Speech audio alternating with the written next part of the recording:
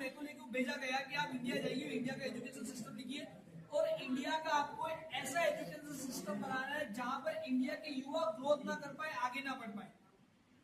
कि हम इनको फिजिकली तो हमने 60-70 साल गुलाम रखा, अब मेंटली हम इनको 100 से 200 साल गुलाम रखे, कैसे रख सकते हैं? अगर हमको इनको मेंटली गुलाम रखना है तो हमको इनका एजुकेशन सिस्टम चेंज करना पड़ेगा। और मैं रियलिटी बता रहा हूं, आप मेरी बात में बिलीव करो ना करो डजंट मैटर है, आप सर्च कर लेना। मैकॉले ने अपने पत्र में एक बात लिखी कि मैंने इंडिया का एक ऐसा एजुकेशन सिस्टम बनाया है जहां इंडिया के लोग पढ़ेंगे लिखेंगे पर उनके किसी काम का नहीं, और पढ़ाई लिखाई करने के बाद उसी एजुकेशन को वो गालियां देंगे कि साला नहीं करते तो अच्छा होगा।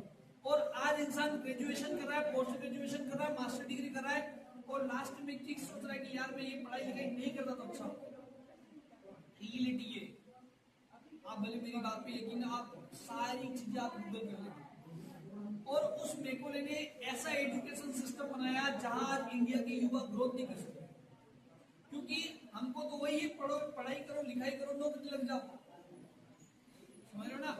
यानी इंडिया का एजुकेशन, जो इंडिया का जो एजुकेशन सिस्टम है वो लोगों को नौकर बनना, मतलब आप नौकर कैसे बन सकते हो?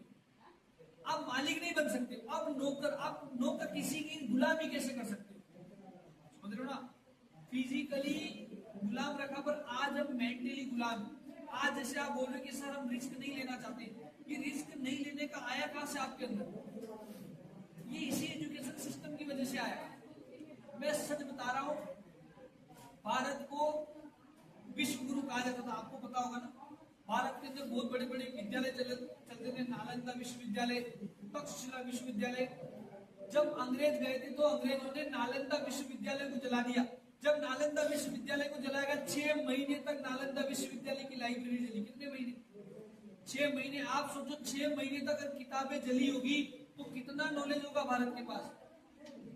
भारत एक ऐसा देश है जहां पर आउट ऑफ कंट्री के लोग अपने धर्म की किताब पढ़ाते थे, बाइबल पढ़ाते थे। उस समय भारत के अंदर चिकित्सा के ऊपर शिक्षा दी जाती थी।